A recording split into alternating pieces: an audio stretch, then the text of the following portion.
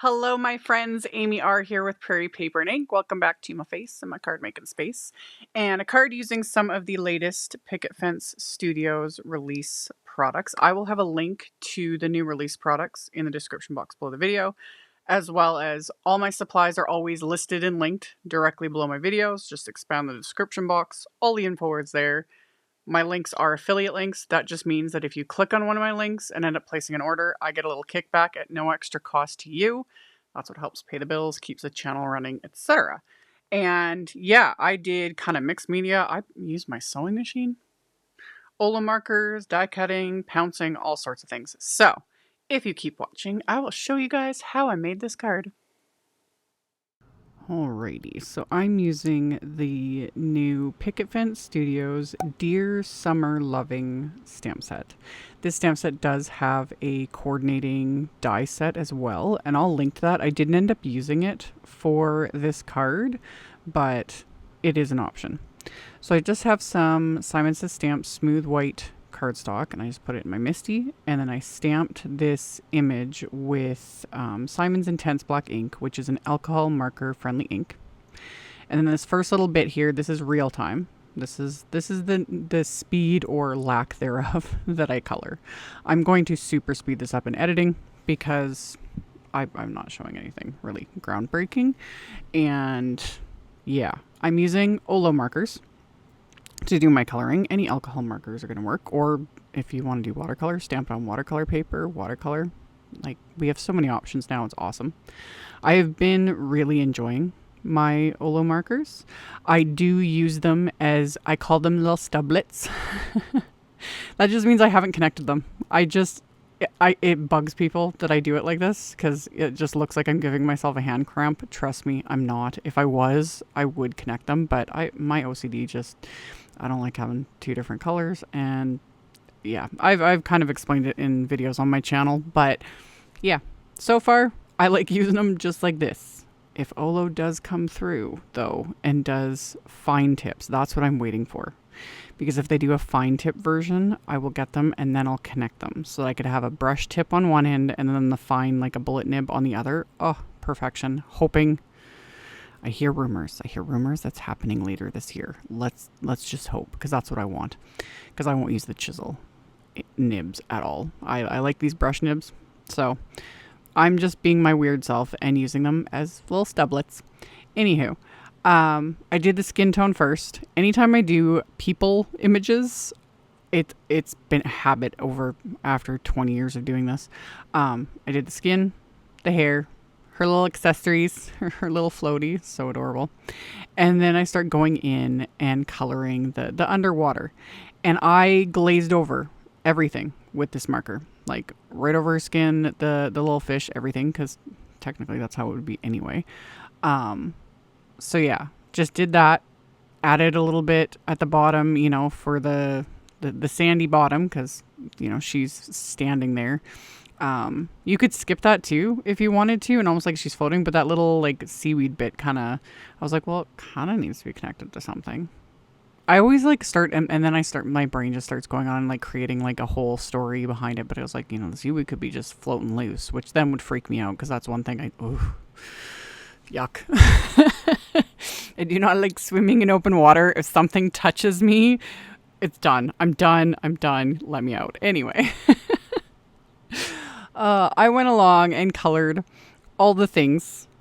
And like, yeah, I just kind of kept my coloring simple. And then I started adding a little dotting detail. Like I started with the bottom, like on the little sand, because anything sandy, regardless of what type of method I'm doing for coloring, I like to add like dotting detail because, you know, it gives it texture. But with me, when I start adding dots for texture, I can't stop. And I'm going to go all out because that's what I decided to do for the sky. This wasn't my original plan. I was just going to like color it in. But then I was like, ooh, I do like the dots. And it gives just a fun effect. So all I do is just press the marker. I just make dots. More pressure, the bigger the dot. Smaller, light pressure, little tiny ones. So you vary it. So then it, you know, your eye is just not drawn to like a specific area. I use more than one color. Like I use like a medium blue, a very light blue. Then I started going around adding dots to all the other little images in the set on this stamped like scene. Cause I was like, like I said, once you start, you can't stop. At least that's how I am. So I just kind of kept going back in, and then I went in with like a light blue green and added that, just kind of soften it a little bit, I guess. And once all the coloring was done, I just took my white gel pen, added random highlights, wasn't following any light source, anything. I just dots and highlights wherever I thought they needed it. The sand, of course, got extra little dotty bits, and then random little highlights, random little dots under the water, wherever I saw fit. So once I was done coloring, I trimmed this down with my paper trimmer.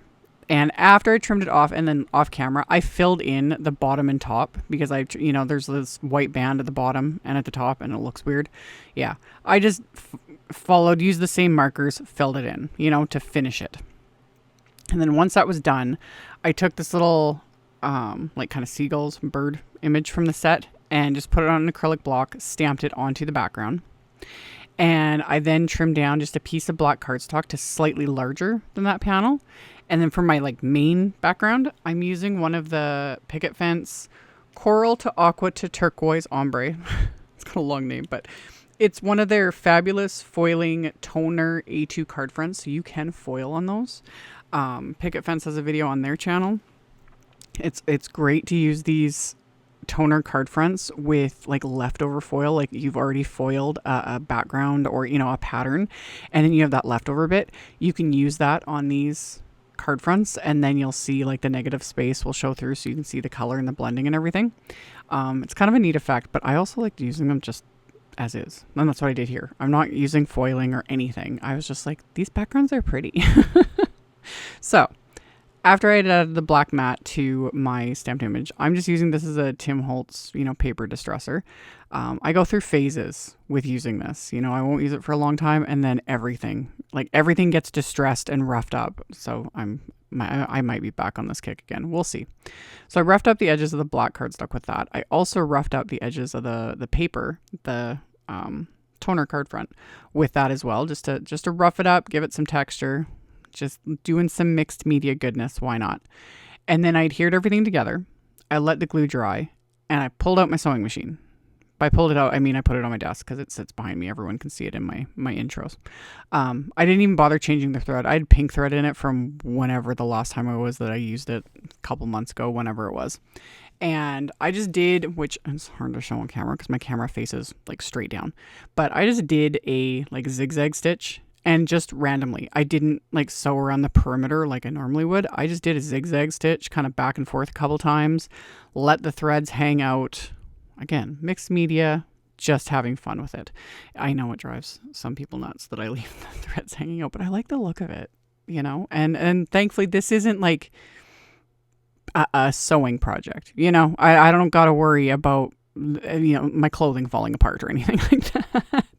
So anywho, I did my little bit of sewing, and then I die cut the Find Me by the Sea wafer die set. The smaller words I die cut from just scraps of black cardstock, and then the big letters that spell out the word sea I die cut from scraps of white cardstock and then stack them together. And then I'm just going to have to use my words to describe what I did, because all the footage of me adding ink to these and the splatter was completely corrupted. And I didn't discover that until sitting down after I filmed my intro, took the photos, everything, all of that footage is gone. So that's fun.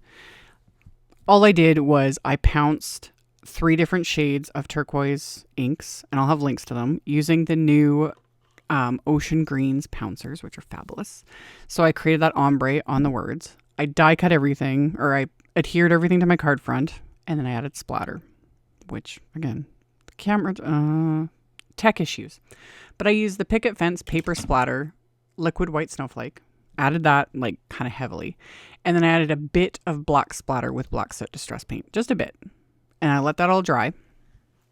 And then on the inside of my card is a top folding A2 white note card, and on the inside of my card I stamped that image again, this time with the Tide Pool ink, which was the lightest shade of the inks I used to pounce onto the die cut letters. And then I took one of the sentiments from the set and I stamped that with black ink, and that finished off the inside of my card. And now I'm going to adhere the card front, because now the splatter is all dry, so I'm going to adhere the card front to the card base. So get that adhered into place. And I'm still trying to be careful just in case, because like the splatter was dry, but knowing me, I always manage to find the one that's not and like smearing it everywhere. So I've got everything adhered. And then as my final little bits of embellishment, I use these little gems from Picket. These are the Sands of Time ones. And I just stuck little gems right on the centers of the flowers. There's one in her hair and one on her little floaty. And then I also stuck a tiny little gem right on the lighthouse, like where the light would be. I just thought that was kind of cute. And then I also added some little black clay hearts from my like just go-to, the Neutral Hearts embellishment mix from Picket Fence. So I just took the black ones and stuck a couple of these onto the card base and then adhered them into place. And that finished off the card. So quick video from me. It would have been longer, but like I said, the footage just... I need to find the gremlins in my craft room that are just wrecking havoc with my tech. Anywho, I hope you guys enjoyed this video. And like always, I will have links to all the things I used in the description box below the video. So just expand that and you can check that out below if you're interested. Thank you all so very much for taking the time to watch. Thumbs up, comment, it helps a ton. Subscribe if you haven't, I would love to have you. And I will see you all very soon in another video. Bye.